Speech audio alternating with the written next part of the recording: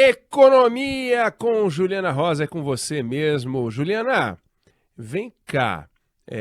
Os números sugerem que gasolina está com preço defasado no Brasil. Sugerem que o diesel está com preço defasado no Brasil. E não é uma defasagem de 5%, 6%, né? Defasagem de 13%, 15%, defasagem importante. No entanto, aparentemente, essa discussão aqui dentro está um pouco diferente. Ninguém está falando em reajustar. E aí? A Petrobras vai agasalhar essa diferença? Conta para nós, Juliana Rosa, a economia com você. Pois é. Esse lance da Petrobras, vou te falar, que novela, né? Oi, Meg, boa tarde para você. Boa tarde para o nosso ouvinte. A gente estava acompanhando aí na semana passada o cai não cai do presidente da Petrobras e hoje ele participou de um evento em Brasília, ao lado do ministro de Minas e Energia, o Alexandre Silveira, que teoricamente ali nada declarado, né, mas bastante claro que há uma divergência entre os dois. E ele foi perguntado sobre uma série de questões, né, porque ele não falava até então, desde desse cai não cai dele. E aí, sobre a questão dos combustíveis, ele falou, olha, ainda não tem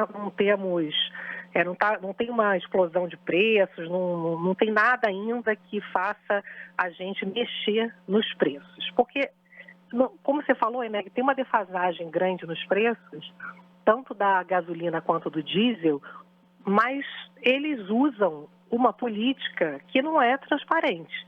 Então, a gente, em relação aos preços internacionais, tem uma defasagem grande da gasolina e do diesel, mas o que eles falam, né, desde que o Prats assumiu, é que você tem ali uma outra equação que leva em consideração não só os preços internacionais, mas também outros custos internos.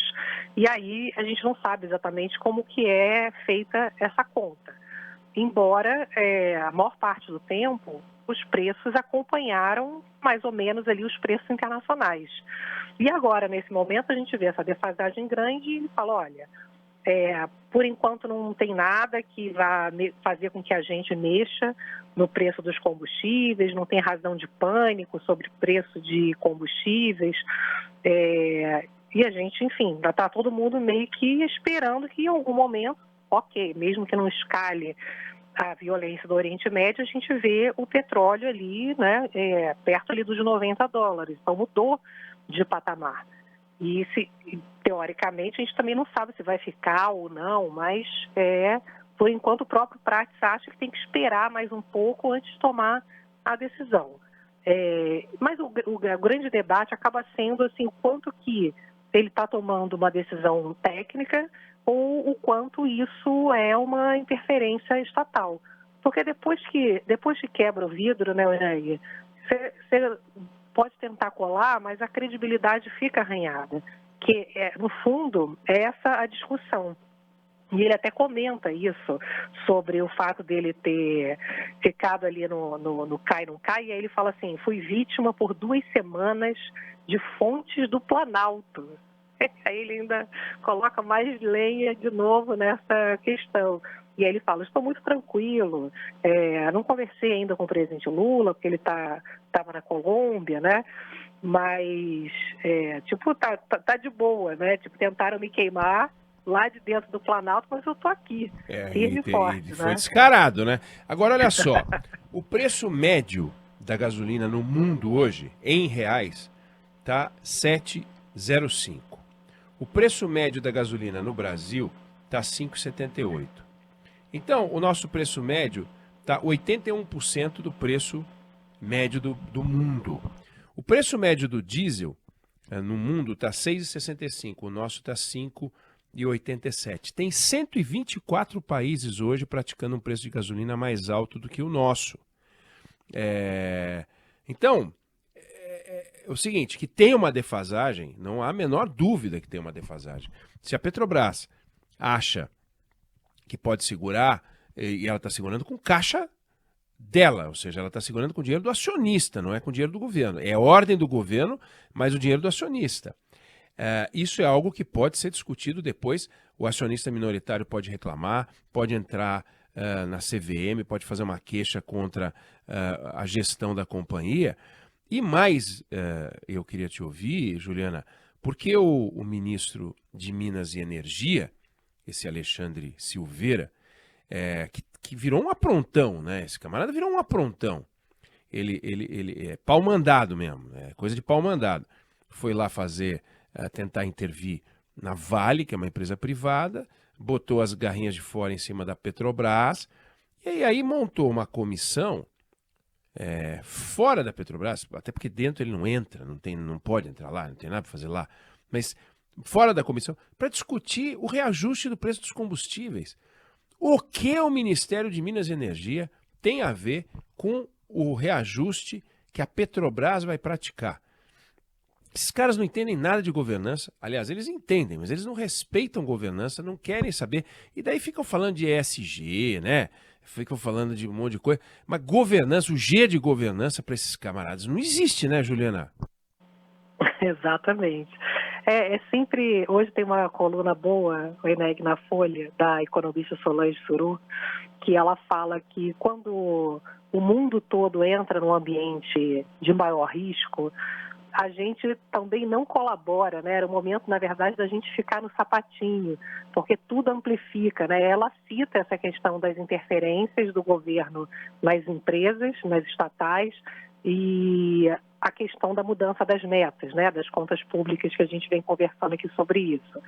Então, a gente, no momento, quando está tudo bem, aquela frase lá do Warren Buffett, né? A maré está alta, a gente está fazendo aqui, né, umas besteiras, mas elas não aparecem tanto. Quando a maré baixa do mundo, né, tá tudo muito estranho, tá tudo mais perigoso, todo mundo começa a olhar com mais lupa, né, com a lupa, assim, as questões. E essa discussão da Petrobras, ela não está restrita à Petrobras.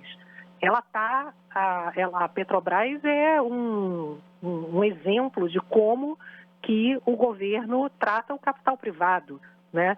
Então, vai muito além. Agora, ele está falando aqui estava aqui ouvindo sobre os dividendos, e ele falou que esse assunto aí da distribuição daqueles dividendos que foram represados, eles ainda não vão levar para a Assembleia de Acionistas agora. E aí as ações estavam subindo, agora já estou olhando que começou a perder fôlego e tal, mas você tem aí uma dúvida, né, do que vai acontecer depois que houve o represamento de mais de 40 bilhões de reais em dividendos e a contragosto do presidente da Petrobras, Jean Paul Prates, não trava-língua, né, Paul Prates, ele propunha o pagamento de metade, pelo menos, daquele agora ficou melhor ainda. Jean Paul Prates propunha. Aí ficou uma bacana. Eu quero ver terminar essa frase. Eu mesma, né? Eu me sabotei. Mas aí os minoritários, os representantes dos minoritários votaram no Conselho de Administração para pagar totalmente, integralmente. O Prates, ele defendeu o pagamento da metade e o governo falou que não queria pagar nada, né?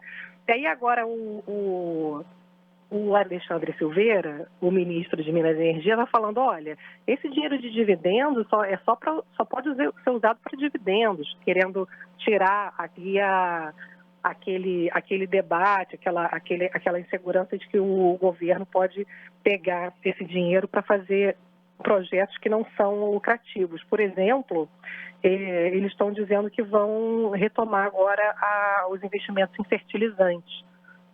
E tem um debate enorme, né? Se a gente realmente ficou sabendo que a gente era muito dependente de fertilizante quando teve a guerra lá da Ucrânia, né? Que a gente ficou dependendo de fertilizante, ficou muito caro e tal, mas é sempre a discussão aqui dentro se não faz mais sentido, como a gente já fazia aqui, estimular por capital privado os investimentos em fertilizantes do que a Petrobras entrar em projetos onde ela não é competitiva, né? Ela é muito melhor em grandes projetos vultuosos, extração de petróleo em altas profundidades e tal. Quando ela entra em alguns projetos, era isso até que o o Marcelo Mesquita, né, que é conselheiro, me falou na época que ele me deu entrevista recentemente, ele falava, o que pode ser lucrativo para uma empresa privada não necessariamente vai ser para a Petrobras, né, porque a Petrobras tem um custo gigantesco, ela tem um tamanho gigantesco, ela tem muita gente, né, funcionário, fundo de pensão, enfim.